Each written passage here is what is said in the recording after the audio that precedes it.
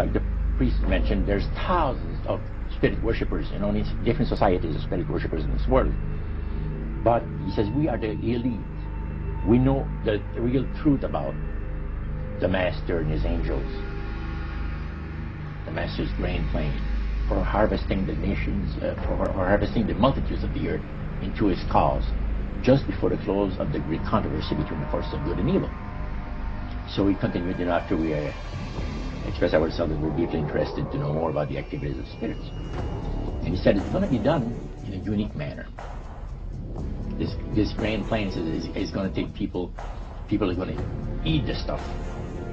Because he says spirits, demon spirits, will declare themselves to be inhabitants of far distant planets in the galaxies that are coming to warn the inhabitants of planet Earth of the impending destruction of the planet, unless something seriously proper is done to avoid it.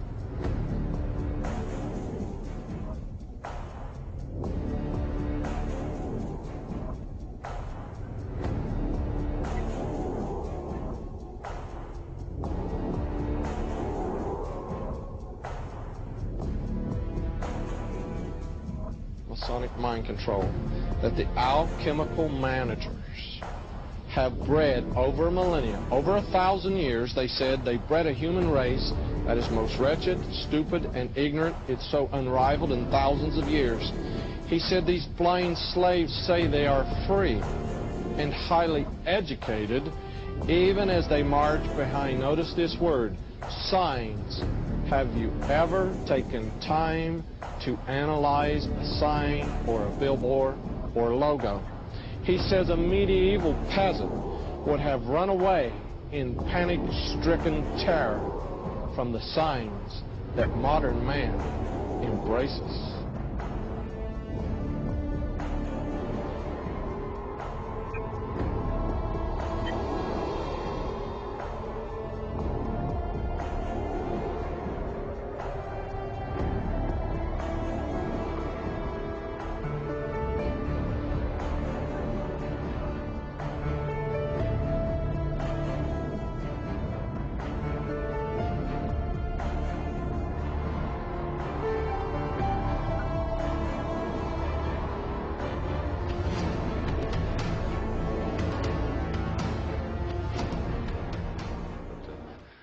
Once you know the vowels.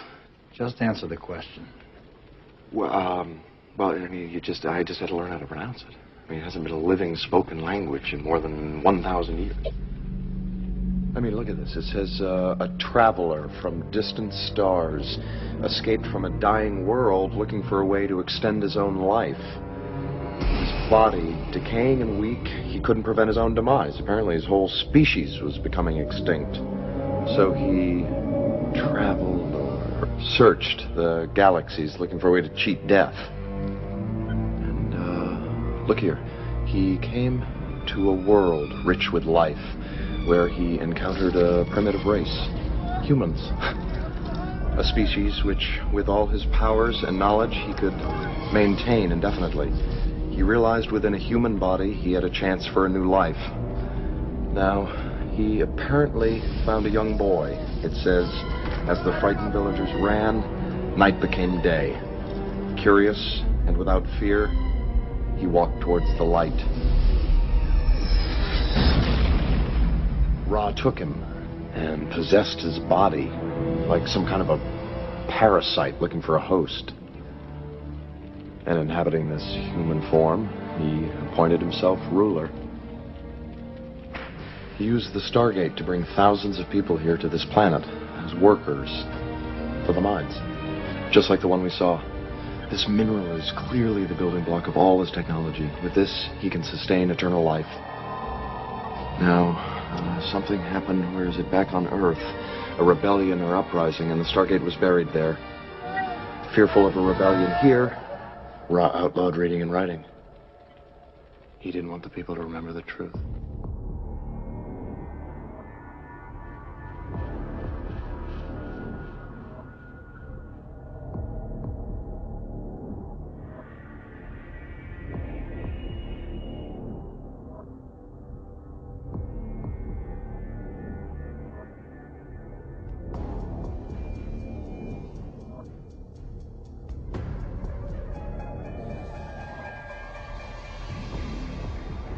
point did this demon worship start to affect you personally, Roger?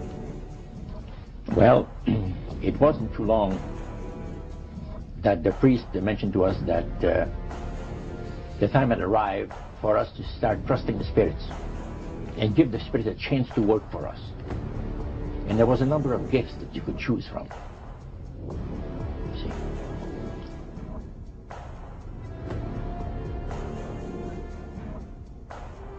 Americans are asking, why do they hate us? They hate what they see right here in this chamber. A democratically elected government. Number 10, deal with the use of slogans such as equity, liberty, fraternity into the mouths of the masses in psychological warfare. Boy, if that isn't Bill Clinton, I never saw it, never heard it before. That man is unbelievable. As former Congressman Dennemeyer describes him, he's a draft-dodging, womanizing, pathological liar, and he certainly fits into item number 10.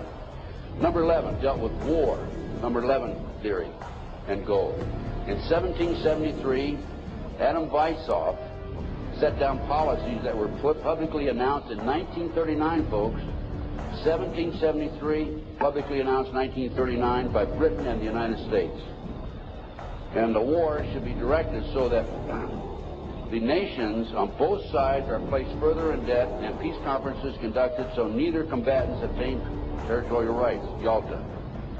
Perfect example. Stalin, Roosevelt, Winston Churchill after World War II. Number 12 told those present that they must use their wealth to have candidates chosen to public office who would be obedient to their demands and would be used as pawns in the game by the men behind the scenes.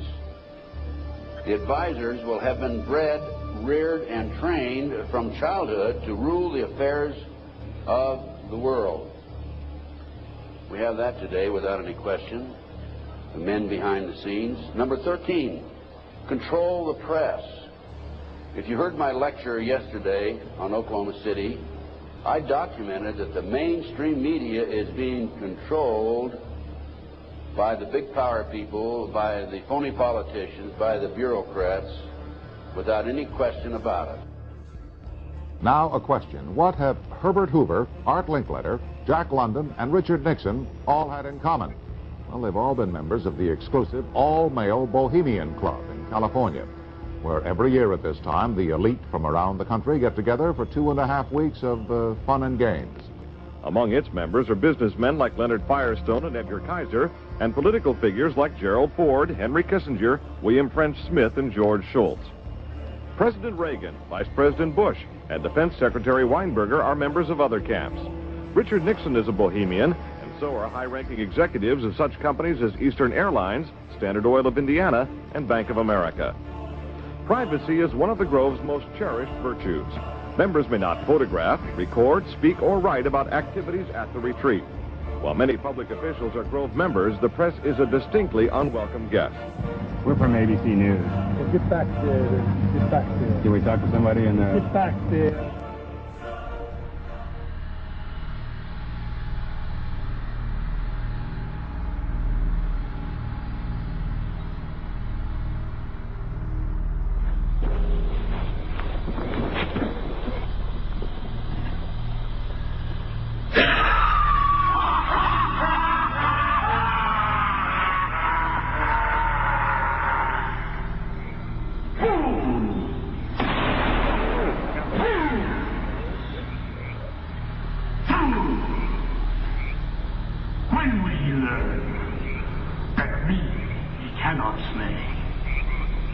Year after year, he burned me in this room, lifting your puny shouts of triumph to the stars.